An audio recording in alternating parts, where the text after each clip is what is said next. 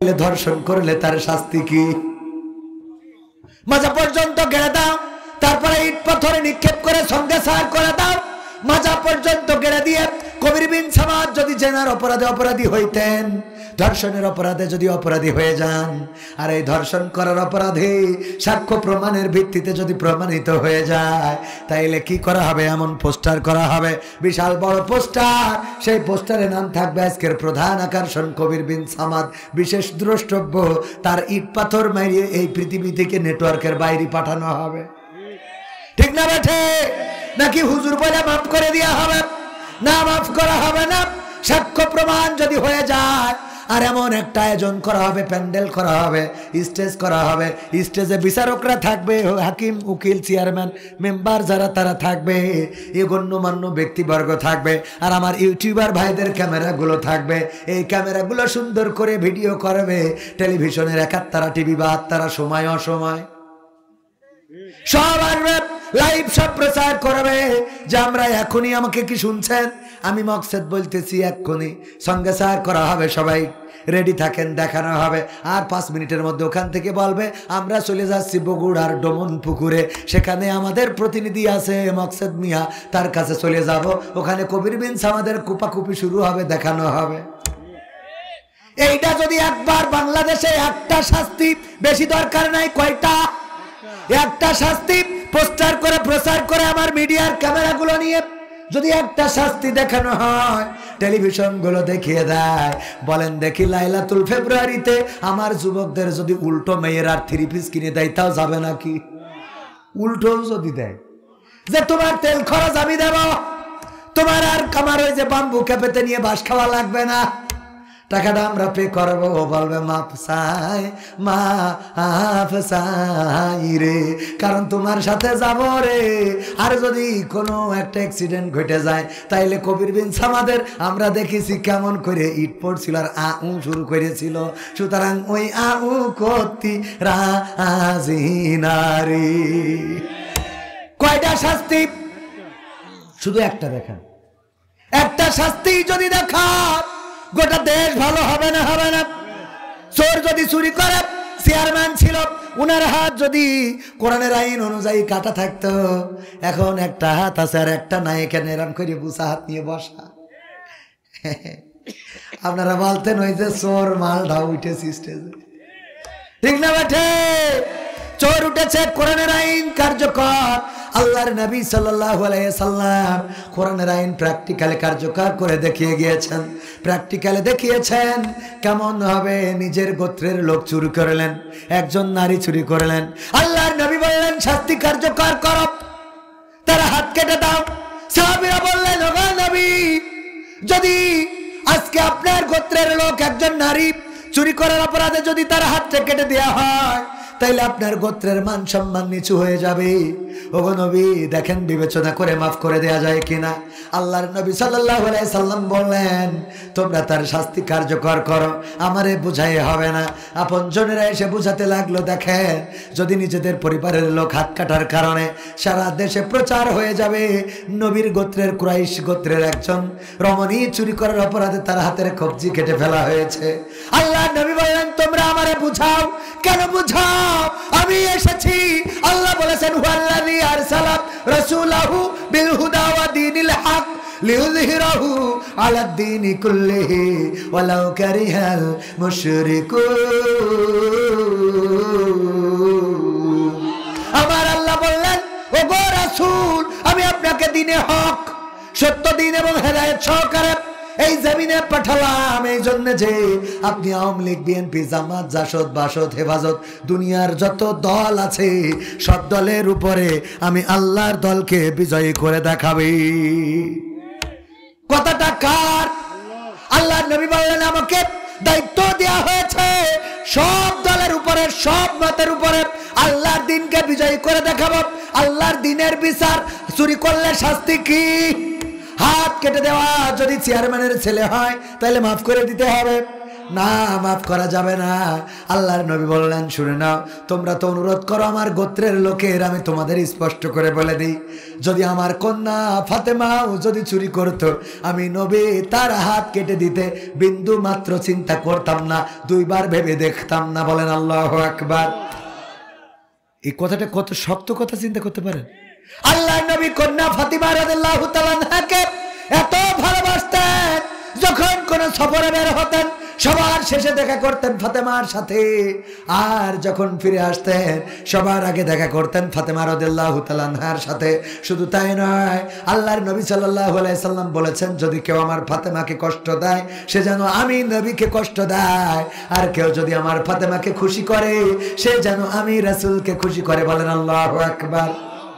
আল্লাহ রাসূল এতটাই ভালোবাসতেন, আল্লাহ নবী এতটাই কন্যাকে মহব্বত করতেন, সেই কন্যার ব্যাপারেও বললেন, শুনে নাও, আল্লাহর দিনের ব্যাপারে কার্পণ্য করবেন না বলে বললেন, শুনে নাও, যদি আমার কন্যা ফাতেমাও যদি আজকে চুরির দায়ে দায়ী হয়ে যেতেন, তাইলে আমি আমার কন্যা ফাতেমার হাতটা কেটে দিতে দুইবার চিন্তা করতাম না। আল্লাহর জমিনে আল্লাহর দিন কায়েম করা ছাড়া শান্তি আসা সম্ভব? সম্ভব? ওমর রাদিয়াল্লাহু তাআলা নূর সন্তান আব্দুর রহমান আবু শাহামা মদ্যপান করেছেন, কিতাবে এসেছে ইচ্ছা করে করে নাই।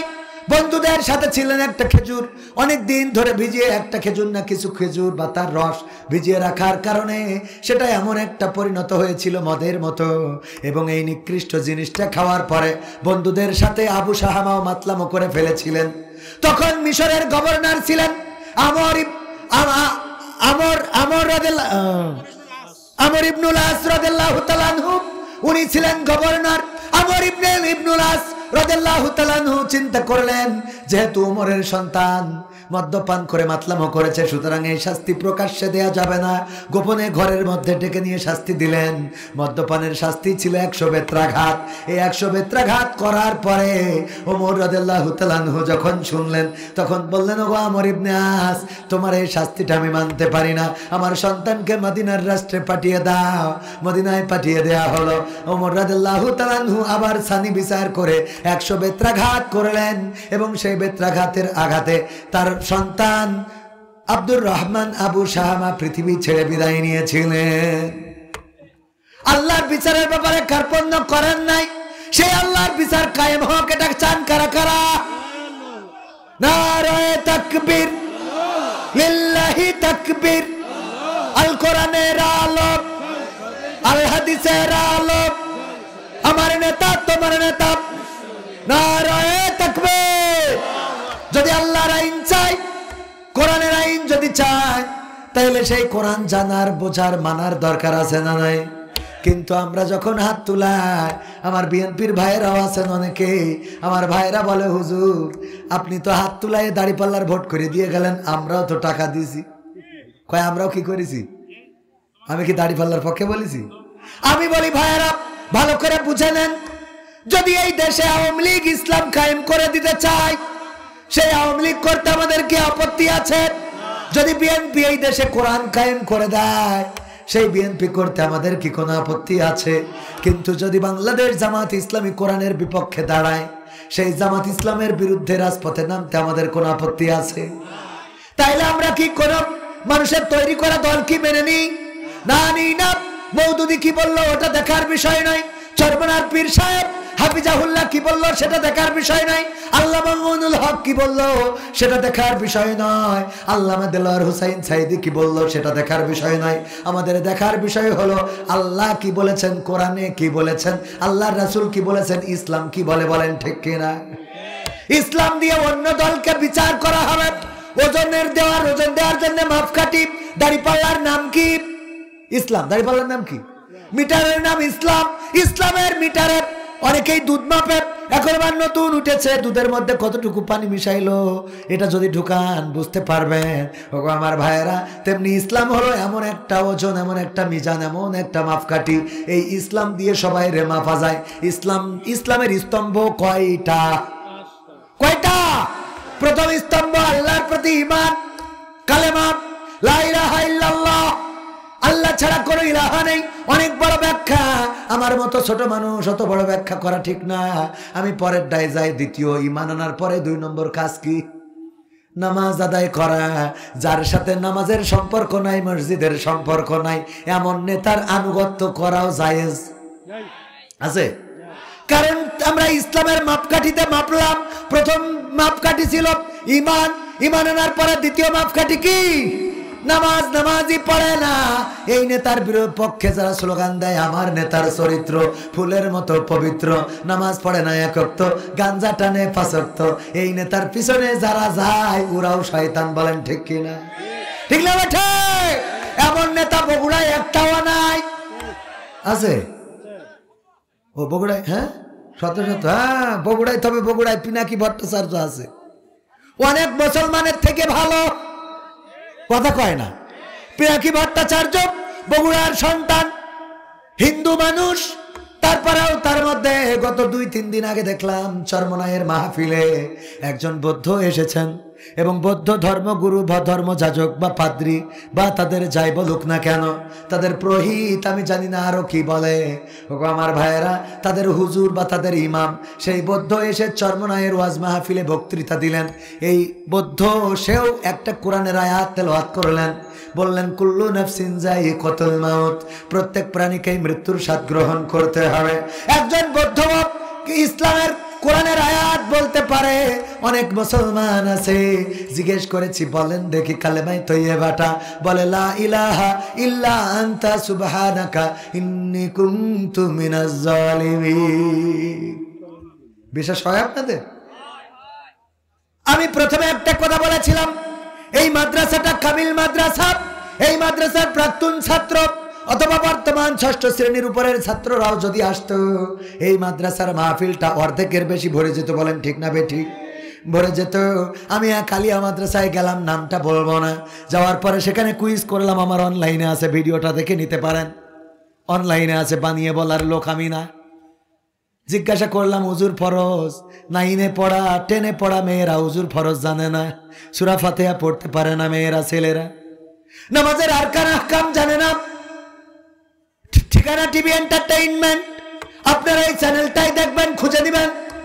মাদ্রাসার ছাত্রীরা, মাদ্রাসার ছাত্ররা, এমনকি আমি আমাদের এক মাদ্রাসার ব্যাপারে মাহফিলের দাওয়াত দিয়েছি। আবুল বাশার, আমাদের জনাব আবুল বাশার কি মাওলানা আবুল কালাম আজাদ বাশার, খালি ভুলে যায়, আবুল কালাম আজাদ বাশার ভাইকে দাওয়াত দেওয়ার পরে আমাদের দায়িত্ব দেওয়া হয়েছে প্রাক্তন ছাত্র যারা, তোমরা বক্তার টাকা মিটাবা। বললাম ঠিক আছে, দায়িত্ব নিলাম, অসুবিধা নাই। প্রাক্তন ছাত্র মালয়েশিয়ায় থাকে। বললাম আমাদের উপরের সিনিয়র ভাই, বড় ভাইকে বললাম ভাই মাহফিল কিছু হাদিয়া দিতে হবে। কয় দিতে পারি। আমার ওই 8-9-এ যারা পড়ে ওদের কাছে যেয়ে 2-1টা সূরা, 2 আত্তাহিয়াতুদ, দুরূদ শরীফ, তাশাহুদ, এইগুলো ধরিয়ে যদি ওরা পড়তে পারে তাইলে আমি টাকা দেব। মনের দুঃখে বলিছে, কারণ ভিডিও আছে। অনেক মাদ্রাসায় তাশাহুদ পারে না, দোয়া নামাজের আরকান আহকাম জানে না, উজুর ফরজ কয়টা জানে না, টাকুনুর নিচে কাপড়, চুলের কাটিং, কুত্তা কাটিং। চুলের কাটিং দেখলে মনে হয় যে পা থেকে মাথা পর্যন্ত ফিসে দেওয়া দরকার, আছে না নাই? এইগুলো যদি করা হয়, আমি এই মাদ্রাসার কথা বলছি না, আমি আমার যে মাদ্রাসাগুলো এই অভিজ্ঞতা আছে এবং ভিডিও আছে সেইগুলো বলছি। ওগো আমার ভাইয়েরা, মাদ্রাসায় পড়েন বলে মনে করেন না জান্নাতে চলে গেছেন, আলেম বলেই মনে করা যাবে না কবির বিন সামাদ জান্নাতে। আমারও ধরবে, কবে ওয়াজ করি এত টাকা নিতিস বল, হিসেব দি। কে মনে করছেন ধরবে না? হ্যাঁ, আমারও এই যখন ধরবে তখন কে? আমার হুজুর সেদিন আমাদের মাদ্রাসার মিটিংয়ে, যেদিন মিটিং হচ্ছে, যে বলছে, আমি বলছি হুজুর আপনার মাহফিলি যদি এখন আমার থাকতেই হয় তাই একটা রাতি 50-60 হাজার টাকা দেয়, তো বাস খেয়েই যাও। তো বলছে এত টাকার হিসেব দেবো কি করে? বলছে হুজুর একটা সূত্র ঠিক করে তুইছি। কি সূত্র? যদিও বলা ঠিক না, নাউজুবিল্লাহ, আল্লাহ মাফ করুক। আমি বলছি বড় বড় বক্তা যারা আমাদের থেকে বেশি নাই, যদি দেখি ওরা ধরা খেয়ে গেছে আমি আগের থেকে চলে যাই বসে থাকবো। ওরা যদি দেখি ধরা খেয়ে গেছে তা আমার আর হবে না, আমি এমনি নিজেই আগের থেকে ওদিক থেকে ফিরে আসবো, আমি যাই বসে থাকবো। আমলিকি যদি পান না, জামাত ইসলামী যদি পান না পায়, তা আমলিকি যারা ওরা জান্নাতে যাওয়ার দরকার আছে? কথা কয় না। সোয়ার মনায় যদি পান না পায় তা বিএনপি কবে আমাদের আর অধিক যাওয়ার দরকার নেই, চললো দল বেঁধে আগে জাহান্নামে যে বসে থাকি। ঠিক না ভাই? ঠিক। আমার কথা মনে বুঝতে পারেননি? বুঝতে পারিছেন তো? আমি আবার একটু ঠোঁট কাটা, মানে সামনের পরে যা আছে মনে বলি ফেলি। আমার কোনো মুখস্থ ওয়াজ নেই, আমি ও মুখস্থ ওয়াজ আমি করতেও পারি না, আমার হয়ও না, যা মনে আসে তাই বলি। তাতে দাওয়াত দিলি দেন, না দিলি না দেন, ও কোনো সমস্যা নেই। দাওয়াত না দিলি আরো ভালো, না দিলি আরো পরিবারের সময় দেওয়া চাইলে দুটো হয়ে মাত্র। আল্লাহ কবুল করুন, আমিন। এখনো আমি তো কত কথা মনের মধ্যে বলার জন্য। রমজান আসছে, রোজার মাস, কিছু ওয়াজ শোনার দরকার আছে না নাই? রমজানে দেখবেন অনেক আল্লাহওয়ালা 11টা মাস নামাজ পড়ে না। রোজার দিন, তারাবির দিন, প্রথম তারাবিতে প্রথম কাতারে যারা দাঁড়ায় তো ওদের একটারও জায়গা হবে না। ঠিক আছে? সব পরেজগার সামনে যেয়ে যাই নামাজ বিছাইয়ে বসে আছে। যারা এতদিন 5 ওয়াক্ত নামাজ পড়েছে একটারও সামনে জায়গা নাই, সামনের কাতার আল্লাহওয়ালাদের দখলে। পীর সাহেবরা এইবার বলে, এই হুজুরির বেতন কিন্তু কম দিলি হবে না। ও বাবা, 11 মাস হুজুর খাতি পারলো না, ওর বউ শুকাই গেছে, বাচ্চা দুধ পায় না, ও খোঁজ নিয়ে রোজার মাসে যে কয় হুজুরির বেতন কম দিলে হবে। কত বড় পরেজগার আছে না নাই? তাদের জন্য শুধু এতটুকু বলবো, ভাইরা আমার, বুঝার বিষয়। আপনি একটা মাস ইবাদত করবেন, নামাজ পড়বেন, তারাবি পড়বেন, সেহরি খাবেন, ইফতার করবেন, মনে করলেন আপনি জান্নাতের মালিক হয়ে গেলেন। আর 11 মাস করা লাগলো না, এমন যদি মনে করেন তাইলে ভুল হবে, ভুল হবে। আমার স্ত্রী, আমি গেলাম ঈদের নামাজ পড়ার জন্যে, নামাজ পড়ে বাড়িতে এসেছি। আমি আর আমার ছেলে বাড়ি এসে দেখি আহারে আমার বউ বাড়িতে নাই, সীমায় রান্না করে দিয়েছে, সুন্দর করে খেয়ে গেছিলাম। আমার ছেলে বলছে, আব্বা মা কই? আমি বললাম, তোর মা কই? তোর থেকে তো দরকার আমার বেশি, ঠিক না? তোর থেকে তো আমার লাগবে বেশি। আমি তো সারা শীতকাল ওয়াজ করি বেড়ালাম, আর রোজার মাসে তো এখন ঈদ পার হইলো আর তোর মার খুঁজে পাচ্ছি নে। বলতেছে, আব্বা আমি কি পূব পাড়ায় দেখে আসবো? বললাম, যা দেখে আয়। আমি গেলাম পশ্চিম পাড়ায়, খুঁজে পেলাম না। তারপরে উত্তর পাড়া, দক্ষিণ পাড়া সব খোঁজা হয়ে গেল, পালাম না। সন্তান বলছে, আব্বা মা কনে গেল গো রে, মা কনে রে। আমি বললাম, বাবা টেনশন করো না, তোমার মা নাই তাই কি? আমি তো ওয়াজ করি করি কত টাকা ইনকাম করেছি। ওই যে গ্যাস চুলা কিনেছি, ঠাস করি বাড়ি মারলি আগুন ধরে। আর রাইস কুকার কিনেছি, ওর মধ্যে কোনো রকম পানি দিয়ে চাল দিয়ে তুলি ভাত হয়ে যায়। সুতরাং টেনশন করতে হবে না, আমি তোমার রান্না বান্না করে কষ্ট করে খাওয়াবো। 11টা মাস আমি আমার স্ত্রীর রান্না বান্না, আমার স্ত্রী নাই, সন্তানের রান্না বান্না করে খাওয়ালাম কষ্ট করে। 11টা মাস ধরে আমার সন্তানের এইভাবে মানুষ করলাম। হঠাৎ করে যেদিন রমাদানের চাঁদ উদয় হয়েছে, আমার পিছন থেকে এসে সালাম দিচ্ছে একজন রমণী, আসসালামু আলাইকুম ইয়া স্বামী ইয়া কবির বিন সামাদ। আমি বললাম, তুমি কিডা করছো? আমি তোমার স্ত্রী। তুমি স্ত্রী? কিডা? আমি তোমার বউ। স্মৃতি বাচ্চাও না। আমি বললাম, চেনবো কি করে? 11টা মাস কনে ছিলে? কই কেন? গোটা রোজার মাস আমি তোমার সেহরি গরম করে দিলাম, তোমার ইফতার বানিয়ে দিলাম, তোমার গরমে পাখা দিয়ে বাতাস করে দিলাম, তোমার তারাবির নামাজের জন্য যায় নামাজটা এগিয়ে দিলাম। 1 মাস আমি তোমার খেদমত করার পরে যেদিন শাওয়ালের চাঁদ উদয় হয়েছিল, ওই দিন আমি চিন্তা করলাম 1 মাস তো তোমার ভালোই খেদমত করেছি, আর এই 11টা মাস আমি একটু তোমার ওই যে বন্ধু বান্ধব যারা ওদের সাথে লাইন মেরেছিলাম, ওদের আমি 11 মাস খেদমত করে আসলাম। এখন কেন এসেছো? ওই যে আবার রোজার চাঁদ উদয় হয়েছে, এই জন্য তোমার সারি রান্তি আসিছি, তোমার ইফতার বানাই দেব, তোমার পাখাতে বাতাস করে দেব গরমে, তোমার তারাবির সময় যায় নামাজ ডাগাই দেব, তোমার সাহরির সময় গায়ে ধাক্কা দিয়ে ডেকে দেবো, ওঠো সাহরির সময় হয়ে গেছে, এই জন্যই আমি আবার ঘুরে আসিছি। আমি বললাম, খুকা তোর মার কি করবো? সাহরির জন্য ইফতারের জন্য দরকার আছে নাকি? বলছে, আব্বা ওই দিন বলিলে তোমার বেশি দরকার, আর আমি আজকে বলছি তোমার যতই দরকার হোক, তুমি যদি নিতে চাও তাও আমি ছেলে এই মার অন্তত বাড়ি ঢুকতে দেবো না। ঠিক না বেঠে? সুতরাং 11 মাস আপনি শয়তানের পদাঙ্ক অনুসরণ করবেন, আপনি নামাজ পড়বেন না, রোজা করবেন না, বিলকিসের সাথে লাইন মারবেন, পরকিয়া করে বেড়াবেন, আপনি অন্যায় অপরাধ মিছিল দিয়ে বেড়াবেন গাঞ্জাখোরদের পক্ষে, কোরআনের বিপক্ষে, আর যেদিন রমাদানের চাঁদ উদয় হবে ওই দিন আল্লাহর ঘরে এসে বলবেন, আল্লাহ সেহরি রান্তি আসলাম, ইফতার করতে আসলাম, রোজার মাসে তো গুনাহ মাফ করে দাও, ঢুকেছি তোমার ঘরে। আমার আল্লাহ ফেরেশতাদের বলে, কি করবো ওদের, ওরা তো 11 মাস উল্টো পাল্টা করে বেড়ায়, আর এই রোজার মাসে ঢোকে, আবার ঈদের চাঁদ উদয় হলে আবার বেরোয় যায়, আবার ঢোকে, আবার বেরোয়, আবার ঢোকে। আল্লাহর ফেরেশতারা বলে, আল্লাহ 1 বার 2 বার 3 বার ক্ষমা করা যায়, আর ওর মসজিদেও যতই ঢুকুক কপালে কালো দাগ ফেললু, ওর আর এই রোজা নামাজ কবুল করার দরকার নেই। কথা কি বোঝা গেছে? তাইলে আমরা আগামী রোজার মাস আমরা আত্মশুদ্ধির মাস হিসাবে যারা রোজা রাখতেন না, অথবা মাসে একবার, ওই যে বছরে একবার মসজিদে যেতেন, তারা নিয়ত করতে হবে এই রোজার মাসে আল্লাহ যদি আমাদের রোজা পর্যন্ত বাঁচান, আমরা ঢুকবো আর এই মসজিদ ছাড়বো না। এই ওয়াদা কি করা যাবে? কারা কারা রাজি দেখতে চাই? নারায়ে তাকবীর। বুঝে শুনে হাত উঁচু করেন, খালি হাত উঁচু করলে পরে হাত নামান, বুঝে শুনে হাত উঁচু করতে হবে। অনেকেই আবার মনে মনে করছে, হুজুর যতই বলুক আমরা তো পেরে উঠবো না, হুজুরের সন্তুষ্ট করে হাত তুলি। ও আমার ভাইয়েরা, সন্তুষ্ট করে হাত তুললি খুশির থেকে বিপদ বেশি হইতে পারে না, পারে না। হুজুর কালেকশন করতেছে, 50,000 টাকা দেবেন, এমন কে কে আছেন? তো একজন সারাদিন রিক্সা চালাইছে, ও খুব ক্লান্ত হয়ে গেছে, ও ঘুমায় পড়িস মাহফিল এসে। তো হুজুর যে কালেকশন করছে ও তো ঘুমের মধ্যেই বুঝতে পারেনি। হুজুর বলে 50,000 টাকা যে দেবেন তার মা বাবার জন্য দোয়া করে দেবো, জান্নাতে চলে যাবে, জান্নাতুল ফেরদাউসে থাকবে। কে আছেন একটু হাত উঁচু করেন। যত সুর দিয়ে বলে কেউ হাত উঁচু করে না, করে না, করে না। হুজুরের মিজাজ গেছে খারাপ হয়ে, গরম দেওয়া শুরু করেছে, মানে চড়াও হয়ে গেছে। 50,000 টাকা দেওয়ার মতো একজন কি নাই? হাত উঁচু করেন। কত ছিল ঘুমায়,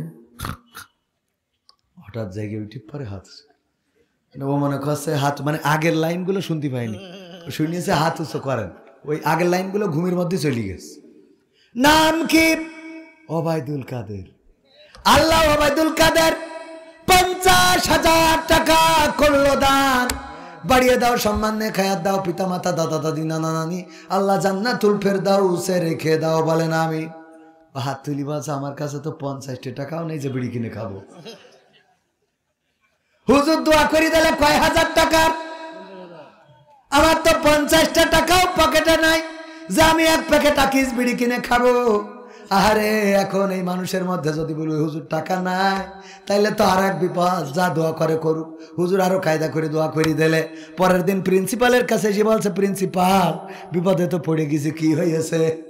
গতকালকের মাহফিলে হুজুর যখন হাত উঁচু করাইলো, আমি আগের লাইন শুনিনি কি বলেছে, হঠাৎ হাত উঁচু করলাম, ঘুমাইছিলাম, শুনলাম যে খালি বললো হাত উঁচু করেন, উঠে পরে হাত উঁচু করিস। অসুবিধা কি? অসুবিধা হলো আমার নাম সেই ওবায়দুল কাদের, যার নামে 50,000 টাকা দোয়া করে দিয়ে। কথা অসুবিধা কি? অসুবিধা কি? আমার 50 টাকাও তো অসুবিধা কি? নেই যখন দিতে পারবা না, ভুল করে তুলে ফেলিস ঘুমের থেকে উঠে, তাও অসুবিধা আছে। কিসের অসুবিধা? অসুবিধাটা হলো হুজুর দোয়া করেছে, আল্লাহ ওবায়দুল কাদেরের পিতা মাতা, দাদা দাদি, নানা নানি, 14 গোষ্ঠী যারা আল্লাহ কবরে আছে, জান্নাতুল ফেরদাউসে রেখে দাও। এখন আমি তো এই টাকা দিতে পারবো না, ওদেরকে আবার ফেরত এনে জাহান্নামে ঢুকে রাখবে না?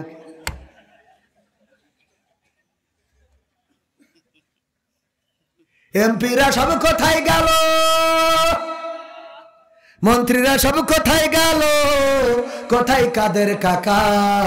তাদের সারা দেশটা এখন লাগে ফাঁকা ফাঁকা। পালাবো না, প্রয়োজন হলে ফখরুলের বাসায় গিয়ে উঠবো। ঠাকুরগাঁওয়ে বাসা আছে না? জায়গা দেবে? পালাবে না, পালাবে না, যাই না তবু দেখা।